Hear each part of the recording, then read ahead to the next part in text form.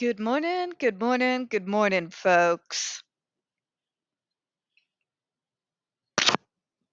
Sorry about that. Welcome to another episode of Spilling Tea. I'm your host, Tiffany Daniels, and we are going back to that horrible world known as the JRC. But before we do, the usual disclaimers, and folks, we're cutting right to them. I'm doing this earlier in the morning because got a trip to the bank here about around 2 p.m., and God knows how long that's going to take. So, to the disclaimers, and probably later I will do a single video that is pretty much going to be nothing but rant, so you've been warned, all right? Okay. In the description box, you're going to find a link to the article that the Judge Rotenberg Educational Center doesn't want you to read. It's written by NeuroClastic, a small non for profit started by autistics for autistics, wherein they interviewed and surveyed over 900 ABA professionals in regards to the JRC's so called behavior modification program. Matter of fact, the JRC doesn't want you to watch this video so much, they have threatened NeuroClastic with a defamation lawsuit if they did not remove it from the website. Well, folks, NeuroClastic has refused, so you know the drill. Please read the article and share it on all your social media. Also included in there is NeuroClastic's public statement in regards to the defamation lawsuit threat, as well as a link to their GoFundMe.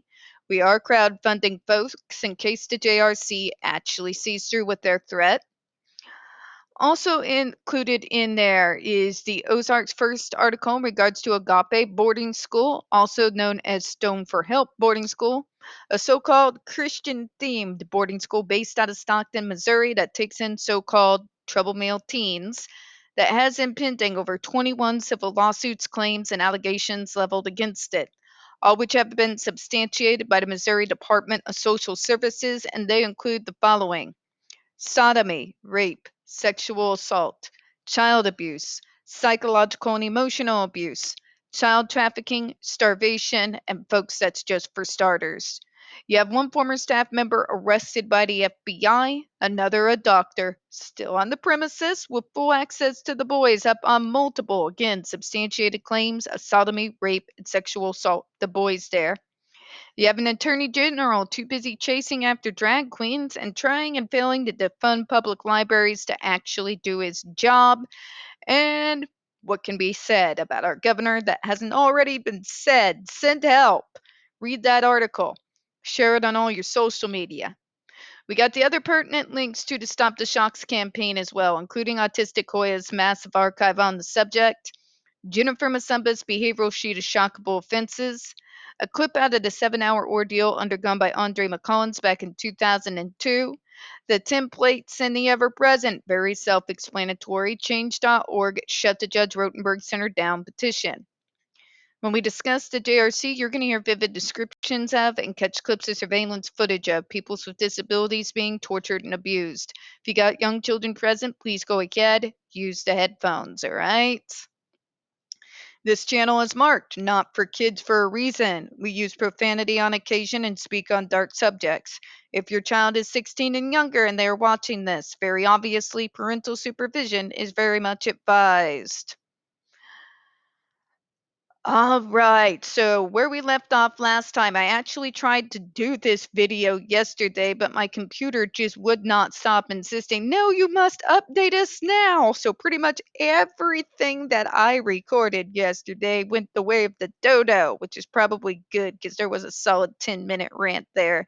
And I'm going to try to start pushing those onto other videos so we can keep the JRC about the JRC. But let's go to where we left off the other day, shall we? Two federal laws addressing the use of aversives in schools and private programs have also been introduced in recent years, though neither of them has been passed or signed into law as of yet. I want to bring something up.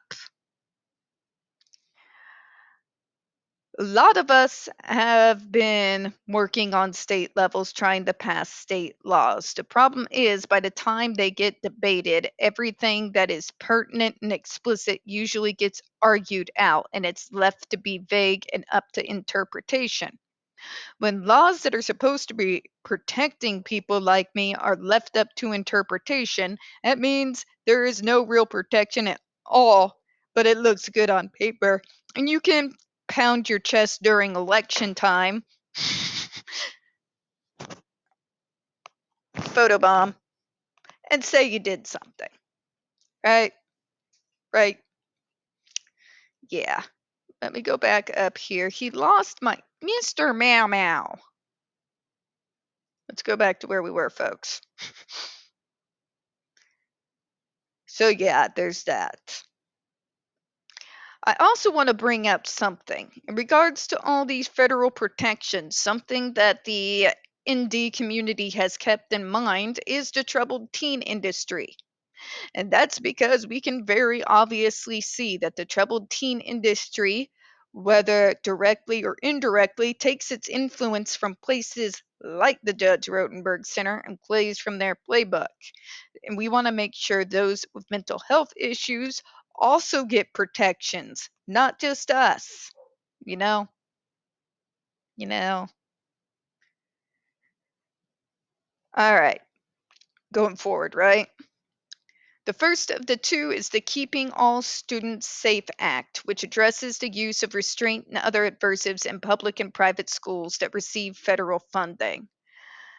It would place an absolute ban on the use of techniques including mechanical and chemical restraint, dangerous forms of physical restraint, seclusion, and aversive behavioral interventions that compromise health and safety. We're making these explicit when we're advocating for them and doing bill writing and grant writing, folks, because we have to. A lot of the laws that are on the books now have loopholes so big you could probably drive a full sized diesel through them. Okay? That's how places like the JRC and other schools like it continue to exist and continue to not get punished for the atrocities they commit every day. We're going federal because, hear me out on this, folks. I know a lot of you GOPers want to say, but the state should decide. The state politicians are every bit as corrupt as the politicians sitting in Washington, D.C. I know this because I've wheeled and dealed with them folks face to face, all right? The only time you can get these people to do anything at all is when it's time for the ballot box or it's time to fund their super PAC. This is when you remind them about how many of us make up their constituency and how many lives we influence and touch in our day to day. Okay? Numbers, ballot box, wallet. Okay?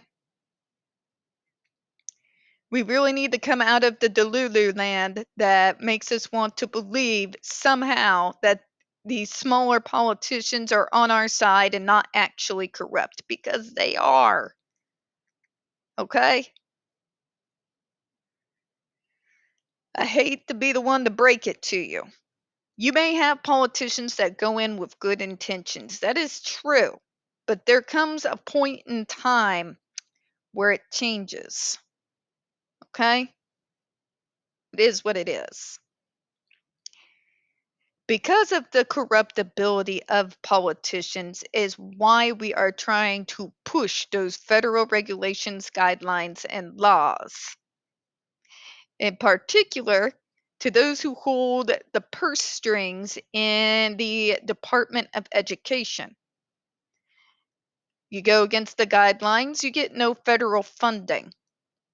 And a lot of these places, life bread is coming from federal funding, which is why it is beyond stupid that the Trumpsters think defrauding the department, basically destroying the Department of Education, getting rid of it, is a very bad idea. We will leave the decisions of education up to the states. A lot of states are ruled by the GOP. You want to know what their educational systems look like? Take a look at some of these evangelical private schools. Okay? Yeah, just saying. Let's continue, shall we? It goes beyond even most state bills in requiring that compromise health and oh blah blah blah. Sorry. It goes beyond most strong state bills requiring that restraint can only be used when a student's behavior immediately poses a danger of serious bodily injury to self or others, where restraint does not interfere with the student's ability to communicate, and where less restrictive interventions have been ineffective. We're getting explicit and detailed with our language. Let's just say we've learned our lesson, right? We know we have to be detailed and explicit in our language because, folks, if they will take an inch, they will take a mile. Under this law, aversives could not be written into a child's special education plan. Furthermore, they could only be used by trained staff. This is a big one. Remember when I talked about one guy, we'll call him Dave. Dave goes and gets training. Dave is supposed to go to the other staff and then give them the training that he received. Dave is also a teacher on top of everything else with a caseload that literally goes to his ceiling, papers to grade, and barely any free time. Dave's sick from work one day. Untrained staff have to restrain someone. You can see where I'm going with this here, right? That's why we got to get explicit with the language, folks. We don't mean send that token one guy so that it looks good on paper and people release the purse strings. That means everyone. All right? Not just one guy. Let's move on here, shall we? Where was I?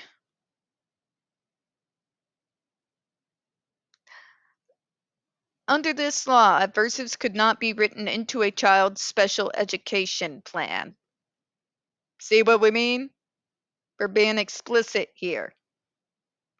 It's been over a decade for some of us, like myself. It's been over 3 decades for others. We're done playing games here. We're not here to mince words, obviously, as you can see. Furthermore, they could only be used by trained staff, as we went into.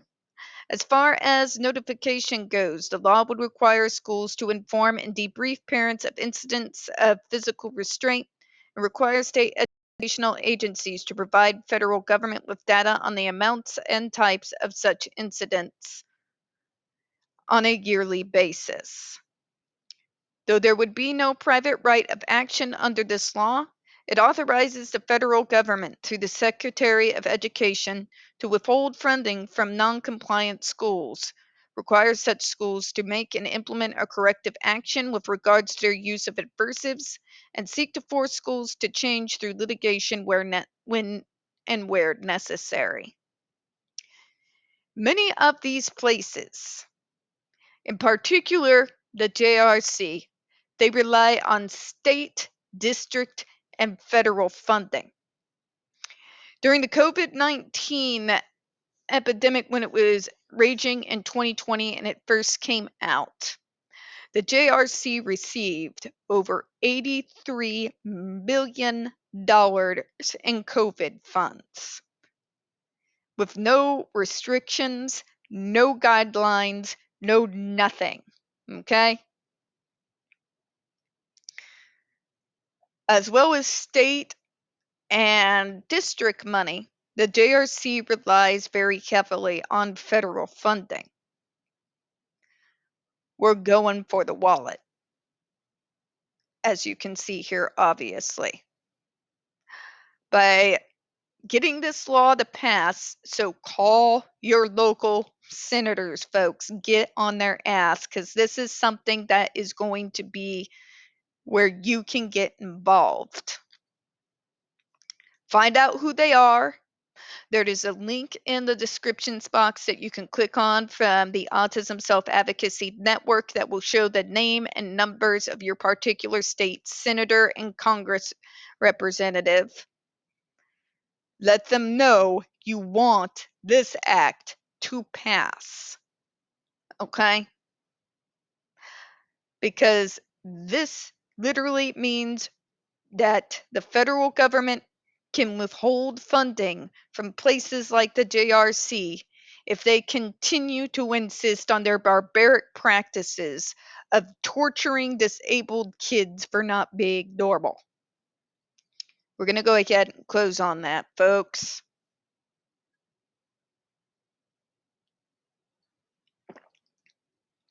T. We don't get very many views on this channel. The few that we do tend to get removed from time to time, so please don't forget to hit the like button, hit subscribe, and don't forget to hit the comments. I do appreciate your time this morning. And as always, folks, we here at Spilling Tea do hope you have a good one. Bye-bye, everyone.